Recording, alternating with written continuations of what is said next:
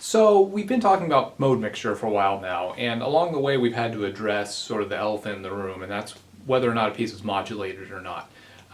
We talked about it in class on Monday with the Schubert song. We had to discuss, is this thing actually modulated to the key of E, or to the dominant, or is it just some kind of secondary dominant temporarily suggesting the key of E? What's the difference? What's the difference between a tonicization, which that was, we're just temporarily, landing in a key, and then the difference between that and a modulation? Well, it's sort of like, well, you know what, let's go get some other people's opinions about what this looks like. And I would say tonicization is like a staycation, whereas modulation is like a vacation. The tonicization, you always know you're going to go home pretty immediately. You haven't really gone very far. Whereas a vacation, you tend to stay a little bit longer, and you are eventually going to get back home, but through a longer journey. Fair enough. Dr. Mine? Well, I always call secondary dominants and other kinds of little short modulations, I call them mini modulations. Oh. So I always use the term mini modulation for secondary dominants and leading tone chords. So tonicization is a modulation are kind of similar. So I think of them as like we're out sunbathing and there's a pool, right?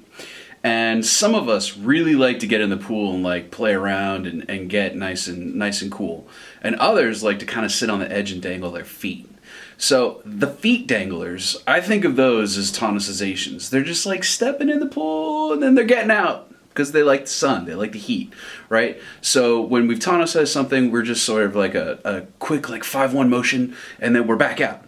So, we went to A minor and now we're back, And with a modulation, we're actually going to get in the pool and we're going to play around in it for a while. So we're in the new key. We're going to get a predominant, we're going to get a dominant, we're going to get a tonic.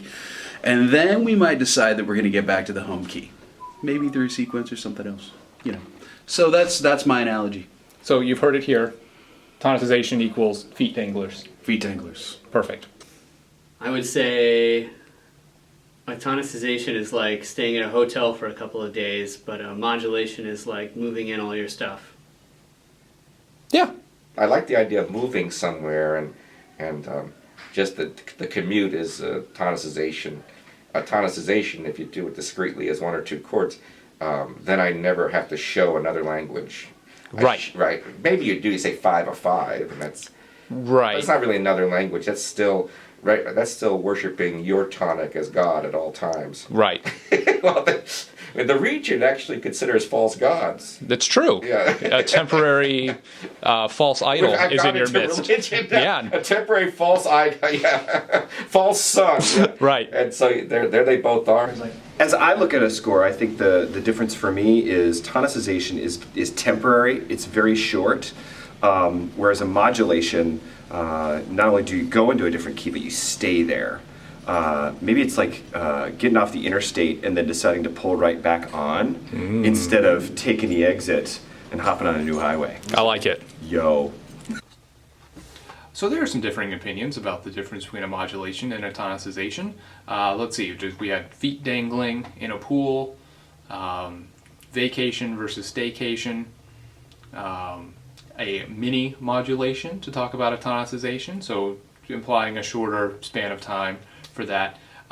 Instead of talking about this in hypothetical terms and weird life lessons, let's get into it. Let's talk about a real world example of a modulation that's not a tonicization.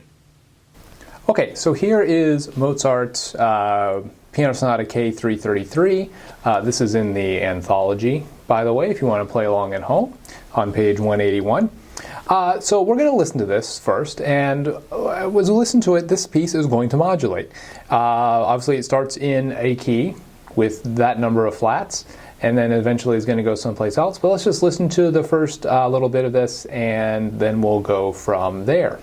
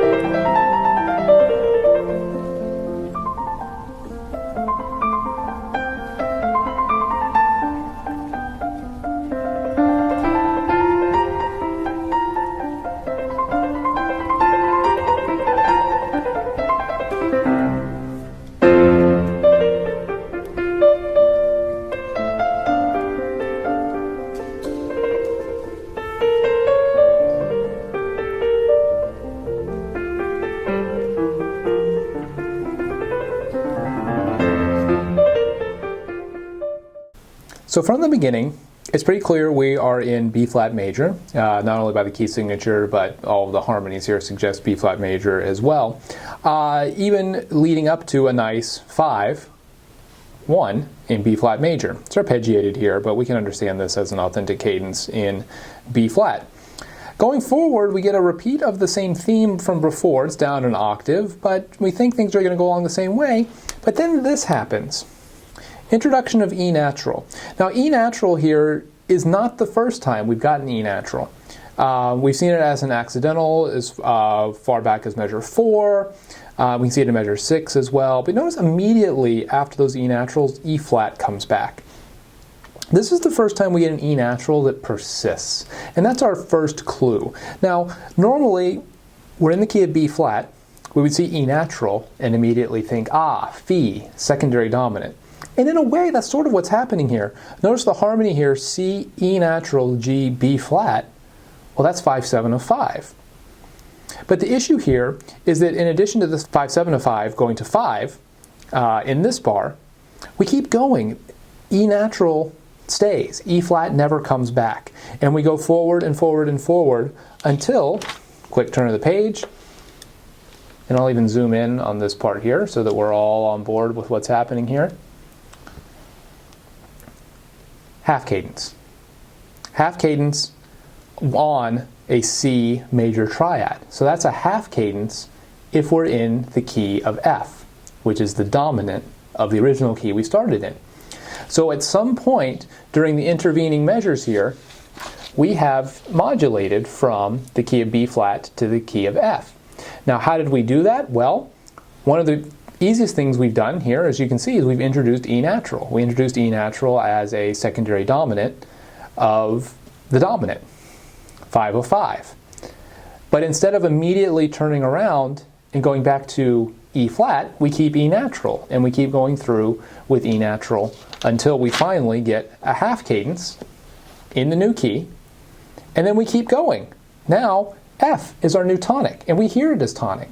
We hear it as tonic all the way through here.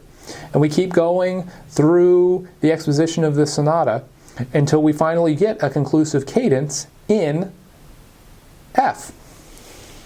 Measure 59. 5, lots of 5, trill, strong trill, 5, 5, 5, 1. But our 1 is now F major, not B flat major. So we've modulated. And this isn't a tonicization. It's not just a simple secondary dominant because we've moved forward. We've stayed in the key. We didn't go back. We stayed in this new key. Even past this repeat sign, notice we're still arpeggiating an F triad with no E flat involved. So we're still operating within the key of F. So this is a full-on modulation. We didn't just temporarily get into the key of F. We actually moved there and stayed there for a while.